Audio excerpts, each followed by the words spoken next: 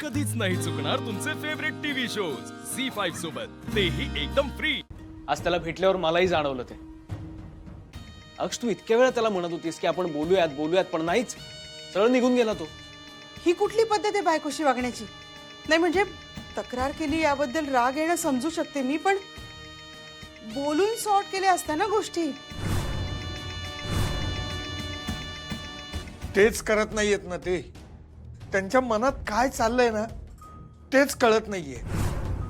बाबा, अधिपती जिजू स्वतःच्या मनाने काहीतरी करतील? शक्यच नाही। मॅडम जे काही सांगतात तेवढंच वागतात ते, आणि एवढ्या सगळ्याच्यावरून मला असंच वाटतं की त्यांना काही गोष्टी सॉर्ट करायच्या नाहीयेत। हो ना, नाही तसंच असतं ना तर असं बोलणं अर्ध्यावर टाकून गेलाच नसता तू। अक्ष, तुला खरंच सांगतोय, त्याला काहीही पडलेली नाहीये तुझी। फार विचित्र वाटलं ग मला त्याचं वागणं। बस, मगापासून मी ऐकून घेते तुम्हा सगळ्यांचं। तुला एकदा सांगितलेलं कळत नाही का मदन? तू या सगळ्यामध्ये पडू नकोस, माझं मी बघून घेईन। अगं पण मी तुला पुन्हा एकदा सांगते मदन, तू या सगळ्यामध्ये पडू नकोस। माझा संसार आहे, माझं आयुष्य आहे, माझा नवरा आहे, मी ठरवेन काय करायचंय ते।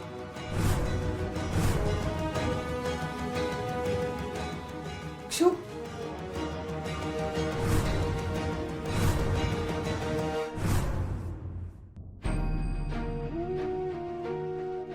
मला हा विषय आज या खोलीतच संपवायचा आहे। माझ्यासाठी यो विषय कवाच संपलेला आहे।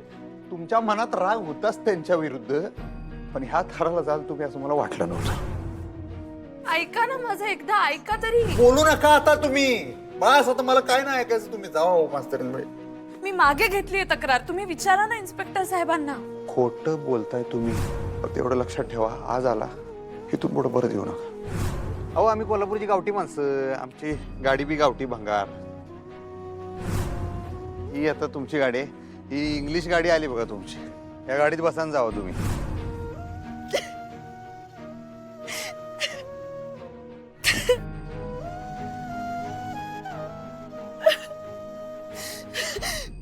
मदन सॉरी बरं का।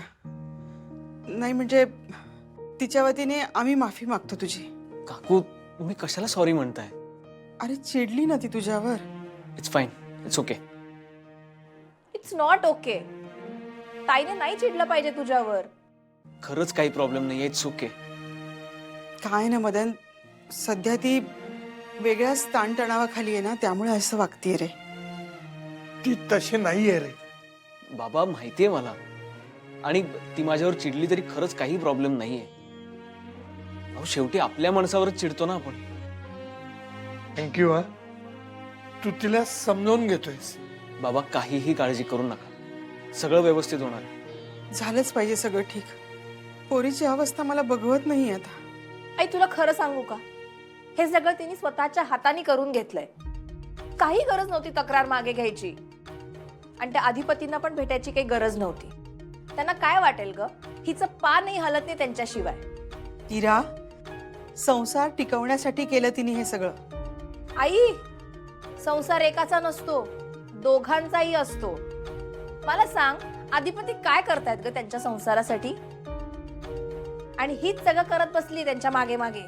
हिरू, शांत हो। अगं, आपण चिडून काही होणार आहे का? हो ना, शांतच राहूयात आता आपण।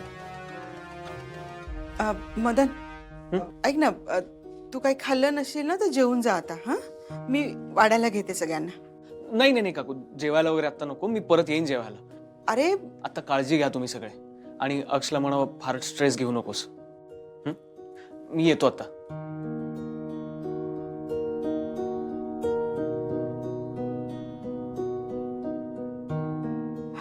चल इरा, ताट्या घे, जेवून घेऊया। तिने पण सकाळपासून काही खाल्लं नसणार आहे। बरोबरच आहे, ती त्यांच्या मागे मागे खाणं पिणं सोडून सगळं जातीये, आणि ते पुढे पुढे पळतायत।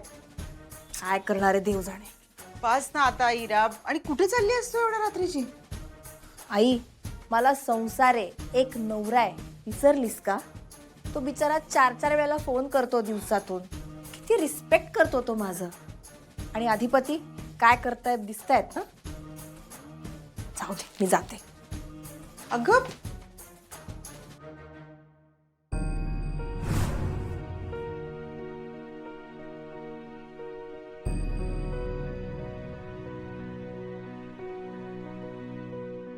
काय हो, कसं करायचं आता? म्हणजे मला ना काळजी वाटायला लागली आता. बिचारी अक्षरा एवढ्या दिवसानंतर त्यांना भेटायला गेली आणि ह्यांनी काय केलं?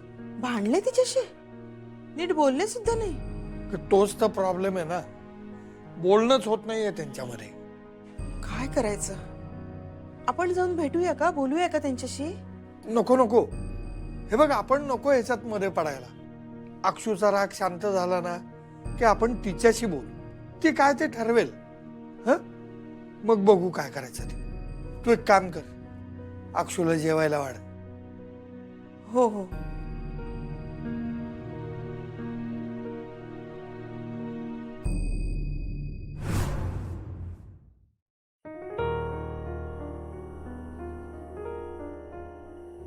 अक्षरा, काय ग रडतीयस तू?